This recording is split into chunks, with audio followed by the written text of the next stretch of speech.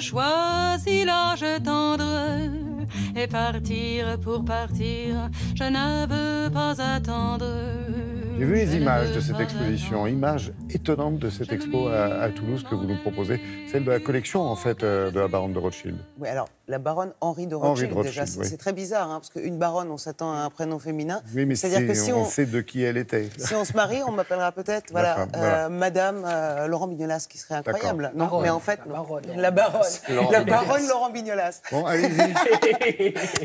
non, la collection est assez incroyable, parce que cette femme-là qui est décédée au tout début du XXe siècle, avait réuni cette collection de têtes de mort, de squelettes, assez quand même un goût certain pour le morbide, mais qui était assez étonnant. Elle avait un caractère très appuyé, très affirmé comme ça, parce que avec ses petites têtes de mort et ses squelettes, elle se moquait pas mal de son propre nom de famille, de toute la famille de son mari, donc les banquiers, etc. Aussi, elle se moquait avec ironie, peut-être que ça a atténué un peu justement cette espèce de fatalité sur le regard qu'on peut avoir sur la mort, sur la condition humaine, sur le fait qu'on était peut-être aussi on pouvait considérer qu'on était égaux, on allait tous finir de la même façon.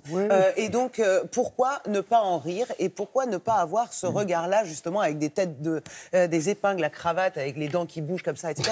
Elle était drôle. Non, mais elle était drôle avec... Monsieur et Madame Photo Tête de Mort ont un fils, comment s'appelle-t-il? Thomas. Thomas Photo Tête de Mort. Oh, c'est beau. Bravo. Écoutez, Thomas Photo Tête de Mort, c'est à Toulouse, à l'Hôtel à César. Regardez.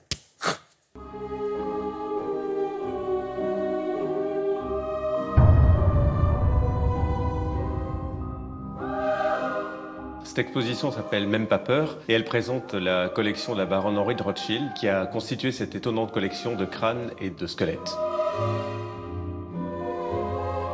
On peut survivre à tout, sauf à la mort. Oscar Wilde.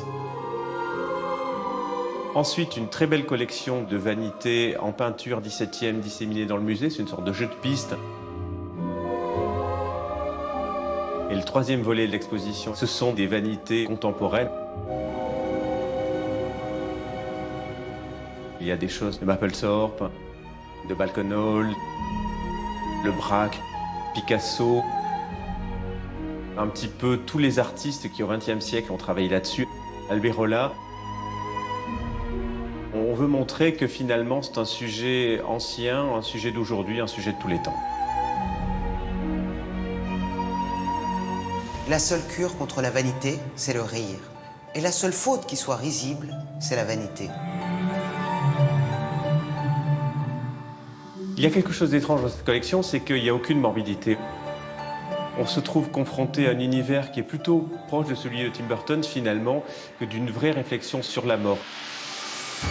Ce qui est important, c'est l'époque aussi où elle a été constituée et donnée, dans les années 20, à l'époque du surréalisme. Et quand on confronte tous ces objets qui sont religieux, laïques, qui sont de différentes cultures, on a une impression un petit peu d'inventaire à l'après-Vert, et en même temps une thématique qui est toujours presque obsessionnelle, c'est-à-dire celle du crâne, mais aucune morbidité, plutôt une question sans réponse.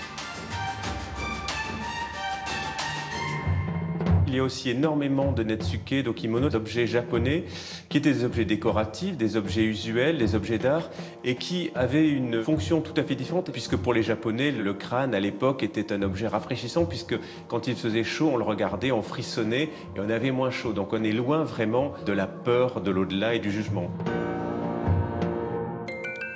On retrouve dans cette collection non seulement des objets d'art, des objets de foi, mais également beaucoup d'objets de frivolité. Et là, on retrouve le goût d'une baronne de Rothschild très mondaine, avec des pommeaux de canne, des pommeaux d'ombrelle, des bijoux, et puis des choses très très curieuses. Des épingles de cravate qui sont montées sur les premières piles inventées au 19e en France, qui clignent des yeux, qui claquent des dents. Donc il y a vraiment un côté tout à fait potache. On a vraiment l'impression d'une sarabande de personnages qui ont tous leur personnalité, leur physionomie, alors qu'ils sont morts. C'est ça le paradoxe.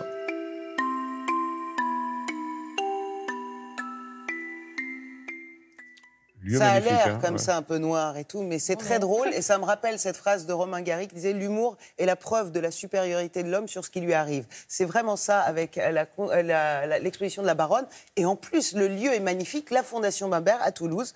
Voilà, l'hôtel à César, je crois, construit en 1555. Ouais. Mais retapé fin 20e, et ça nous donne cette espèce de bijou en plein milieu de Toulouse. Vous avez jusqu'au 30 septembre pour aller voir cette exposition. Merci de nous avoir montré tout ça. J'en profite.